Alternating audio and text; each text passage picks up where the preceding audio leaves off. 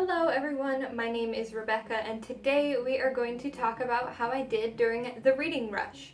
Firstly, if you don't already know, the Reading Rush is a week-long readathon that takes place every year. This one was from the 22nd of July through the 28th of July.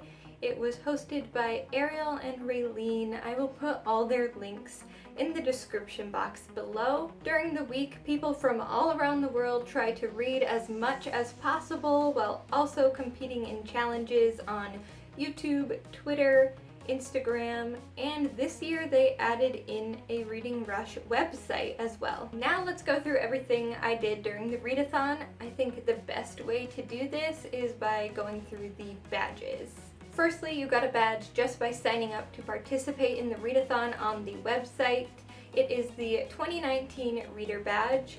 I also got the Magic Badge because I donated on the highest tier of the Indiegogo page when they were trying to raise money for the website back in October. So that was a special perk for people who had donated at the highest tier. I also got the set of 3 bookmarks and the Reading Rush mug by donating there. This is the first year that I was able to vlog my experience. Last year I think I did a TBR video and a wrap-up, but I did not vlog throughout the week. And that was a lot of fun for me to try to do, even though I feel like my life is pretty boring. I don't really do that much interesting. But thank you to anybody who did happen to watch those videos. And that also earned me the badge of making a Reading Rush booktube video. One of the other ways to participate is through Twitter sprints. So somebody running their Twitter account will log in and give you fun little prompts to do while everybody tries to read as much as they can in a certain time frame. So I did participate in the one that Bookables, or Heather, had run on the Reading Rush Sprint's Twitter account. And it was a Harry Potter themed reading sprint. It was pretty fun to participate in. A few of the past years I have participated in Twitter sprints, but this was the first year I actually engaged a little bit more and tweeted back to some of the prompts. I also participated in the scavenger hunt that Books and Lala ran on the Reading Rush Twitter Sprint account, and this was fun. She made sort of a bingo board style template and gave you prompts for each square, and you had to find a book that matched up with that prompt. So by doing these things, I earned the Participate in a Twitter Sprint badge. One of my favorite parts of this readathon every year is the Instagram photo challenges. I didn't participate in all of them this year because I didn't have time and I didn't feel like I could do some of the prompts justice. So I participated in 3 this year. I will put them up on the screen now so you can see. One was a book outfit, so you had to pick an outfit that matched the cover of a book, and for mine, I chose The Fault in Our Stars, which is my favorite book. And I just happened to put on this outfit the morning of that day without even realizing that would be the prompt. So I had my Tifio shirt as well as some Constellation leggings, which were very comfortable. The next photo challenge I did was the book fuel. So a photo of food with one of your books. So I did the coffee cake muffin things that I had made during the week with my Death Note volumes 1 and 2 books. And I even set it up with a little cup of tea, and I thought it looked very cute and something Elle definitely would approve of. And lastly, I did the double cover challenge, which was to recreate a book cover as creatively as you saw fit. So I chose Turtles All the Way Down by John Green, and I painted on my nails for this challenge. Those were a lot of fun. I unfortunately didn't win anything from doing that, but I always enjoy doing the photo challenges the most out of everything. So that earned me the Instagram badge. One thing they added this year to the readathon was read-ins. So across the world, a lot of people were hosting read-ins where a group of people could meet up at a library or a park or someplace like that and chat about their books and read together for a little while.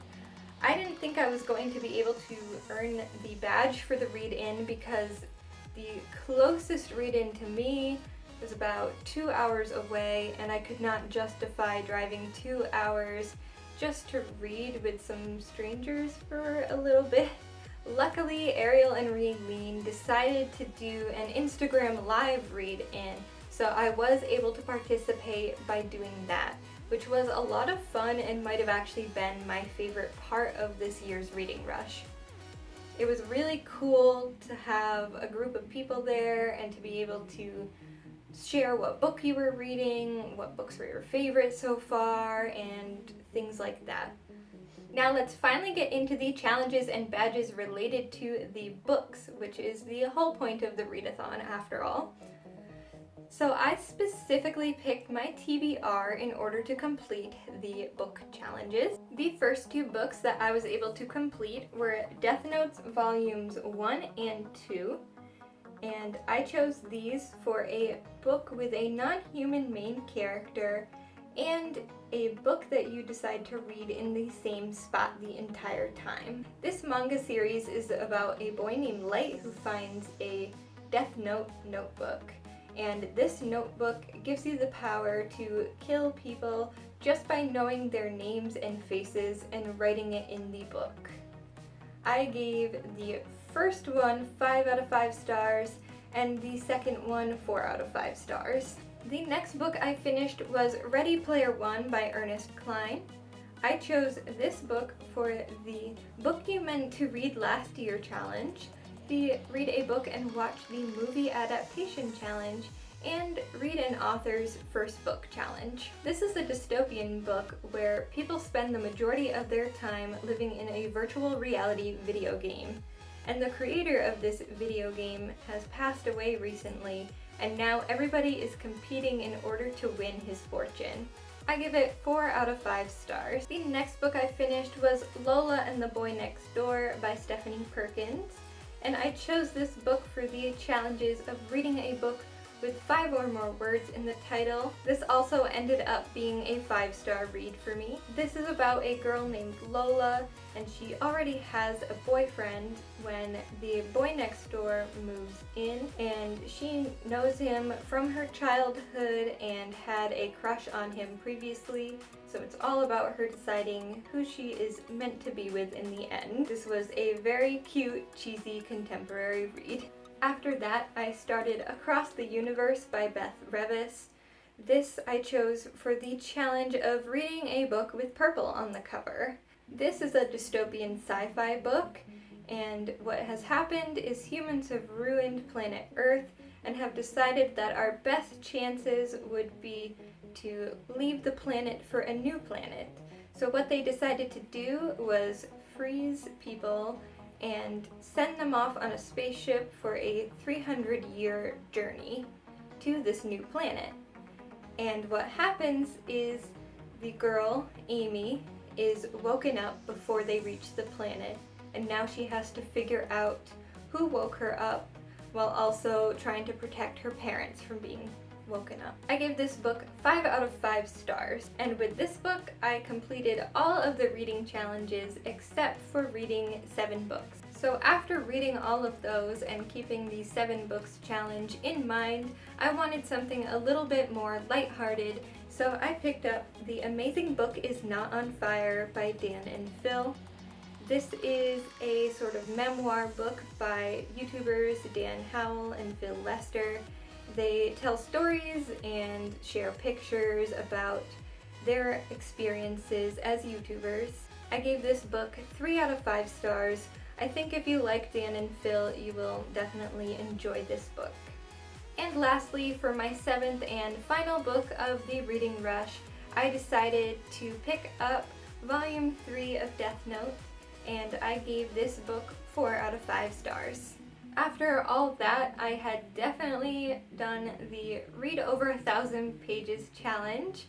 In fact, let's go through my stats really quickly day by day for the number of pages read and look at the total. So for day 1, I read 263 pages. For day 2, I read 256 pages. For day 3, 142 pages. This was my worst day. For day 4, 335 pages. 315 pages for day 5. 314 pages for day 6. And with the best for last, 508 pages for day 7, bringing me to a total of 2,133 pages with 7 books read total. And after all of that, I also earned the golden badge, which was completing all of the reading challenges for 2019. I can't believe I completed all of the challenges this year. I know I might not have read as much as other people did, but this was definitely challenging for me, and I am proud of myself regardless. And I even had my Reading Rush bullet journal spread featured on the Reading Rush website, which was really cool. This was the most fun I have had during the Reading Rush, and I can't wait to see what they do next year. So thank you so much for watching, and I promise that if you're not interested in the bookish content, I will be posting a more artsy video on Thursday. So I will see you then. Bye!